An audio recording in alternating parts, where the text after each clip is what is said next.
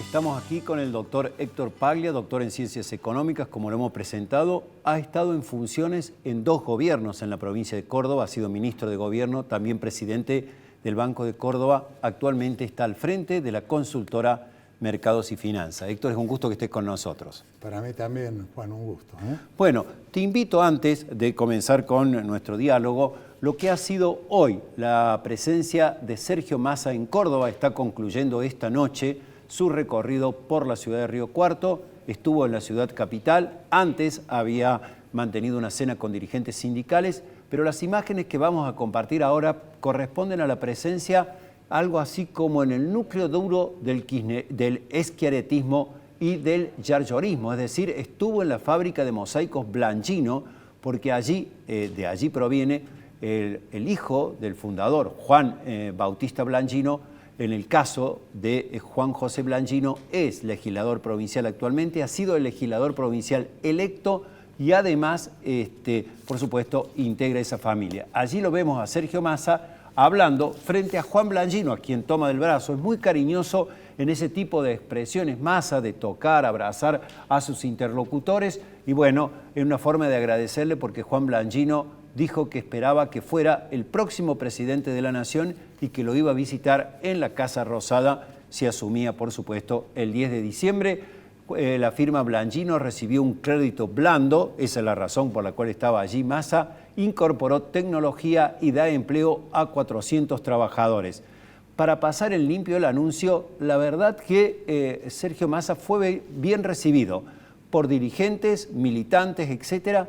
Por los trabajadores la recepción yo diría que fue fría en términos generales, los aplausos fueron medidos, evidentemente todavía pesa sobre el bolsillo de los trabajadores esta fuerte inflación, esta alta inflación que sacude a toda la Argentina, y de allí quizás ese aplauso medido por parte de los obreros, que tuvieron por supuesto un espacio importante durante la presentación de Sergio Massa allí en Blangino. Como decíamos, fue bien recibido por su fundador, Juan Bautista Blangino.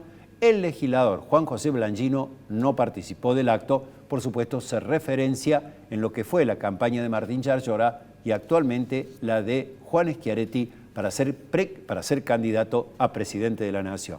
Bueno, todos estos elementos, no hubo anuncios de Sergio Massa, pero sí algunas definiciones con respecto a la actual situación económica. Las voy a repasar con nuestro invitado. Así que, Héctor, comenzamos. Según tu visión, ya vamos a compartir lo que decía Sergio Massa, ¿cómo llega la economía a las PASO, que son prácticamente dentro de 10 días?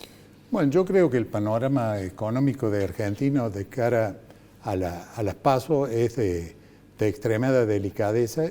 Llega en situación de crisis en todas sus variables macroeconómicas, y ni qué hablar la repercusión de esta crisis de variables macroeconómicas sobre la microeconomía, es decir, sobre las empresas. Tenemos un déficit fiscal que no ha podido cumplir con las metas del Fondo Monetario Internacional, como tampoco se ha podido cumplir con las metas de acumulación de reservas, ni tampoco con la del financiamiento del Banco Central al Tesoro. Que se ha excedido, digamos. Se ha excedido. Ha habido más emisión de la permitida. Se ha excedido. En este caso, por ejemplo, el acuerdo con el Fondo Monetario preveía que la asistencia financiera podía ser hasta de 900.000 millones de pesos, y al cierre del mes de junio, esto en forma directa fue el doble, fue 1,8 billones de pesos. Bueno, hay mucha plata en la calle. A lo que hay que sumarle 2 billones de pesos más, que son los que indirectamente llegan al Tesoro por la intervención que hace el Banco Central en el mercado secundario de bonos. Así es. Te quería preguntar, Héctor, porque hoy Sergio Massa, por supuesto, en un discurso de campaña, dijo que todo lo que tiene que ver con el dólar, con las inversiones, es parte de esas 60 manzanas. Volvió con el tema del círculo rojo, las 60 manzanas, que dijo que conspiran contra el desarrollo del país. Esta suba del dólar blue, que estuvo por encima de los 570 pesos este jueves, las dudas que hay en gran parte de la sociedad, ¿es así? ¿Es alimentada por ese círculo de las 60 manzanas? Yo creo que el ministro y precandidato a presidente, más que hacer esta referencia, tendría que plantearse cuál sería la realidad de esa variable, el dólar, que es una variable relevante para los argentinos, cuál sería la realidad si el desarrollo de la economía fuera otro, es decir, si hubiera podido poner en caja la inflación, si hubiera podido llegar a niveles de déficit fiscal razonables, si hubiera podido cumplir con las pautas y no tener esta saga que ha sido de dispensas, de waiver, digamos. Para obtener un waiver del Fondo Monetario, seguramente que esas teóricas 60 manzanas conspirativas no hubieran tenido los elementos para poder recrudecer una situación que lo que está reflejando es precisamente las consecuencias de las propias medidas del gobierno. Hoy, el día de hoy, sí, tenemos una suba muy pronunciada de los dólares paralelos o dólar blue. ¿Por qué? Porque se están poniendo cada vez más restricciones a los mercados financieros y ni hablar al dólar de importación del mercado único y libre de cambio, que obliga a muchas empresas y a muchos particulares a que para poder cumplir con sus compromisos y no tener problemas con sus clientes o con sus proveedores, recurrir a un dólar que no es el que está pautado dentro de las normas de funcionamiento normal. Cuando una mercadería es escasa necesariamente y hay una mayor necesidad, obviamente se paga más por esa mercadería escasa, en este caso con el dólar. Escribiste un artículo o una recomendación muy interesante en LinkedIn, lo pueden ver en esa red, siguiéndolo a Héctor Paglia, advirtiendo de que el compromiso con el Fondo Monetario Internacional es mantener el déficit que se había pactado y no el que ahora se está proyectando entre 3,3 puntos del Producto Bruto Interno, con lo cual dijiste algo así como guay argentinos en lo que tiene que ver con impuestos y otra forma en que el gobierno va a necesitar recursos. Héctor, ¿nos lo querés explicar? Sí, rápidamente y para que la gente lo entienda. Sí. El acuerdo que Argentina hace con el Fondo Monetario Internacional para poder darle un horizonte cierto de pago a una deuda que había contraído otro gobierno, no este gobierno, pero que la continuidad jurídica del Estado obliga a que los compromisos asumidos se respeten, establecía una serie de pautas. Sí. Pautas que iban a ser revisadas por el Fondo Monetario trimestralmente. Bien. En cuanto al déficit propiamente dicho, había que ir de 2,4 a 1,9 entre la cuarta y la quinta revisión. Es decir, bajarlo. Bajarlo. Estamos hablando de que, digamos, entre ingresos y gastos teníamos que ir reduciendo lo que nos quedaba en rojo, digamos. Exactamente. Tener un déficit de esa característica a nivel primario. Correcto. O sea, sin tener en cuenta ni los intereses ni el déficit cuasi fiscal del Banco Central. Bien. A mayo, el gobierno ya se había consumido todo el déficit, estaba en 3%.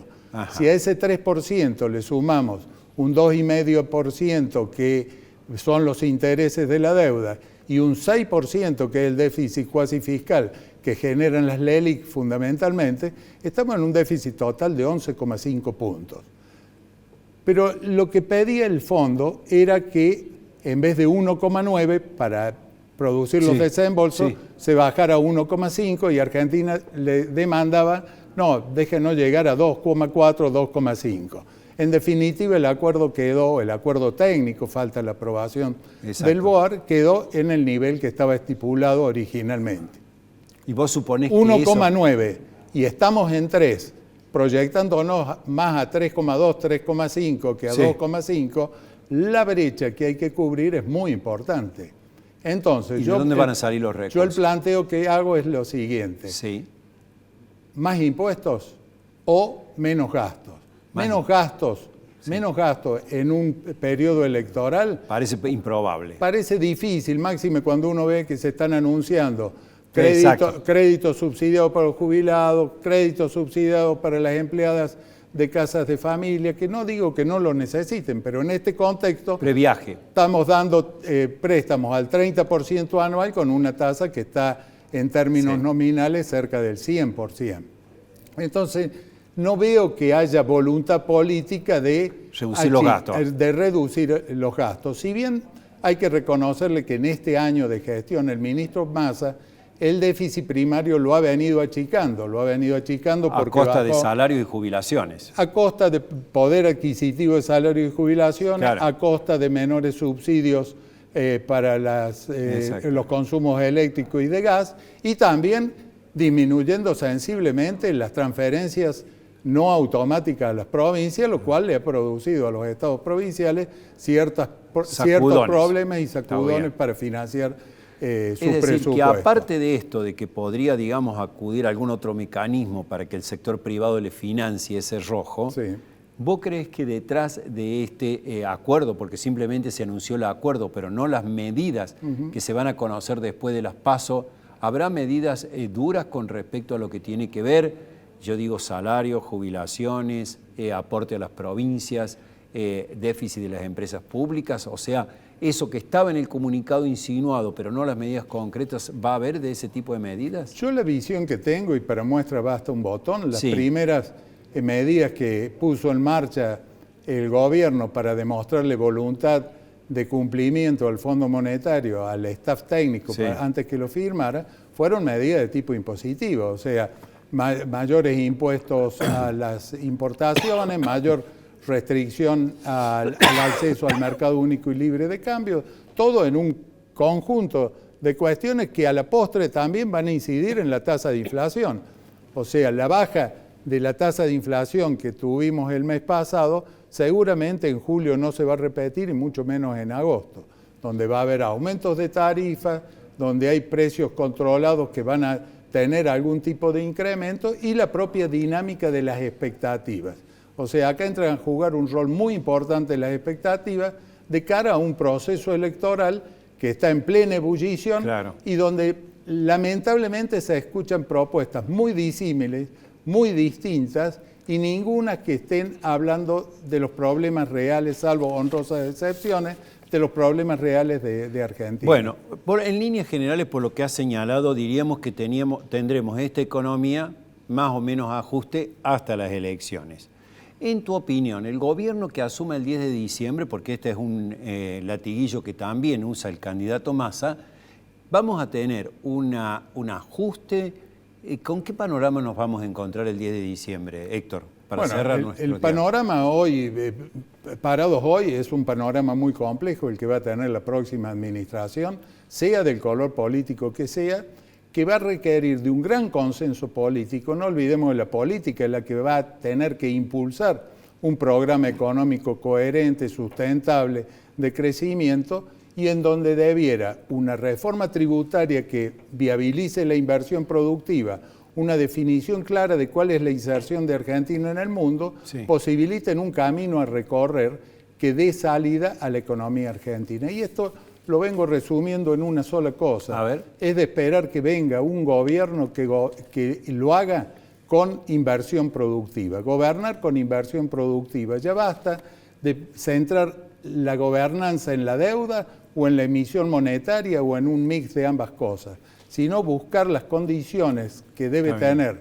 la genuina inversión, la que se entierra, la que genera puestos de trabajo, que permita que quien quiere brindar su fuerza laboral vea posibilidades de ascenso social, que el profesional, el científico pueda aplicar su materia gris, que el deportista pueda desarrollarse como tal, y en ese conjunto una sociedad que dé un país vivible para nuestros hijos. Creo que va a ser muy difícil porque esto no se va a lograr de la noche a la mañana, sino que es un camino a transitar. Pero cuando uno se pone en el camino, cuando uno ya ve que empieza a andar, empieza a avanzar hacia la meta. Si no, la meta siempre es inalcanzable.